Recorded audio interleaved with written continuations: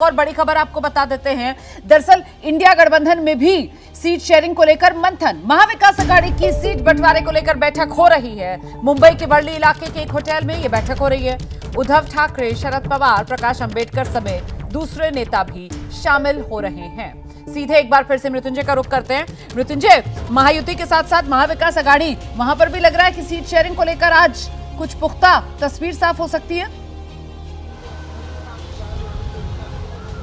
देखिए रुमाना, आज तस्वीर बिल्कुल साफ हो सकती है और मैं उसी जगह पर मौजूद हूँ जहाँ पर ये बैठक चल रही है। मुंबई के वर्ली इलाके का 4 सीजन होटल है जहाँ पर महाराष्ट्र विकास आघाड़ी की बैठक चल रही है। और ये बैठक इसलिए महत्वपूर्ण है कि अब तक के बैठकों में जो बड़े नेता मौजूद होते थे लेकिन पार्टी के प्रमुख मौजूद नहीं होते थे, लेकिन इस बैठक में खुद शरद पवार मौजूद है, उद्धव ठाकरे मौजूद है, नाना पटोले मौजूद है, बाला साहब थोरात मौजूद है, अन्य कई MVA के बड़े नेता मौजूद हैं।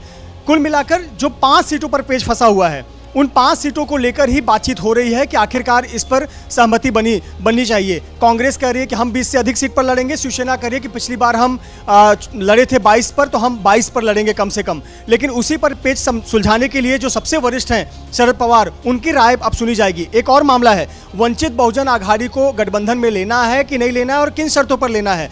वंचित बहुजन आघाड़ी को लेने के लिए MVA तत्पर है, खुले बाहें फैलाकर बुलाना चाहती है, लेकिन जो शर्तें प्रकाश अंबेडकर ने रखी हैं वो शर्तें MVA को शायद मान्य ना हो। अब देखिए किस प्रकार की शर्तें हैं। पहले तो उन्होंने कहा था कि 27 सीट पर हम लड़ेंगे, 27 के बाद बात करिए। आश्वासन वाली जो मांग प्रकाश अंबेडकर की तरफ से की जा रही थी वो सबसे ज्यादा दिलचस्प है कि साहब आप लिखित आश्वासन दीजिए, हस्ताक्षर करके दीजिए कि चुनाव नतीजों के बाद, जीत हासिल करने के बाद आप लोग बीजेपी के साथ मिलकर सरकार नहीं बनाएंगे। तो इससे तो यही समझ में आ रहा है कि अभी तक ये महाविकास अघाड़ी में जो दल हैं इन्हें एक दूसरे पर ही भरोसा नहीं है कि चुनाव नतीजों के बाद, जीत के बाद कौन पलटेगा, कौन साथ रहेगा। मृत्युंजय,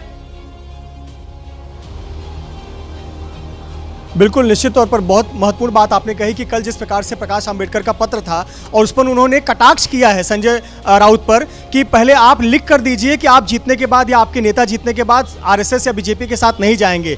तो इस पर यह भी कहा कि उस समय सभी ने चुप्पी साध ली, तो इसका मतलब क्या निकाला जाए। तो कहीं ना कहीं एक दूसरे पर ट्रस्ट इशू भी है। लेकिन कुल मिलाकर देखा जाए तो महाराष्ट्र विकास आघाड़ी के जो 3 दल हैं, शरद पवार का गुट हो NCP, उद्धव ठाकरे वाली शिवसेना और कांग्रेस, ये कहीं ना कहीं साथ में रहने वाली। लेकिन वंचित बहुजन आघाड़ी को लेकर सस्पेंस है और अंतिम समय में वंचित बहुजन आघाड़ी पीछे भी हट सकती है, गठबंधन से बाहर निकल सकती है और खुद अकेले चुनाव लड़ सकती है। बहुत शुक्रिया आपका मृत्युंजय, नजर बनाकर रखिएगा, जैसे कोई और अपडेट होगा आपके पास आएंगे। और अब वो सवाल जिसको लेकर हम चर्चा करेंगे आपके सामने है, सीट पर महायुति की टेंशन, क्या शाह निकालेंगे सोल्यूशन? राकेश शुक्ला जी, आपको क्या लगता है? अमित शाह हैं तो सीट शेयरिंग का फॉर्मूला तो निकल ही आएगा निश्चित तौर पे। और पिछली बार भी जो शिवसेना और भारतीय जनता पार्टी के गठबंधन बनने का कारण भी अमित शाह के ऊपर आरोप लगाया गया था और उनका कहना था उद्धव जी का कि अमित शाह जी हमसे एक बार फ़ोन पे बात कर लें तो हम बाहर नहीं जाएंगे। इस बार जो अभी मृत्युंजय बताए तो बिल्कुल सही है। मेरे पास भी जो जानकारी है कि भारतीय जनता पार्टी इस बार 40 सीटों पर लड़ सकती है 48 में से, क्योंकि आपके अजीत पवार और शिंदे, इन दोनों के पास बहुत ज़्यादा आधार नहीं है। उसका फ़ायदा भारतीय जनता पार्टी को मिलेगा। पिछली बार भी भारतीय जनता पार्टी का प्रदर्शन बहुत अच्छा रहा, 25 सीटों पे लड़ी, 23 सीटों पे जीती, 23 पे शिवसेना लड़ी और 18 सीटों पे जीती। कांग्रेस और NCP यानी शरद पवार और कांग्रेस का प्रदर्शन पिछली बार भी बहुत खराब था।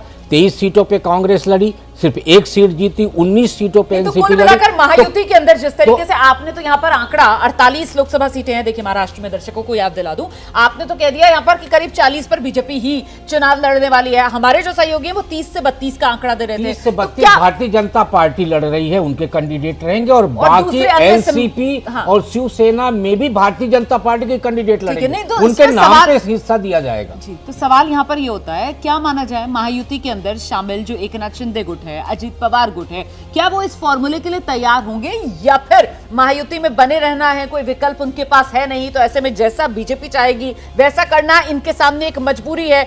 जैसे ही घड़ी का काटा दोपहर 2:30 पे आए, बबीता जी का दिल सास बहू साजिश के लिए मचल जाए। और ये है इनकी बहू, पूरे दिन ऑफिस की टेंशन हो जाए गॉन जब ये करें अपना फेवरेट शो फ्री टाइम पे ऑन। इनकी तरह आप भी देखिए अपना फेवरेट शो अपने टाइम पर और डाउनलोड कीजिए ABP लाइव ऐप अपने स्मार्ट टीवी पर।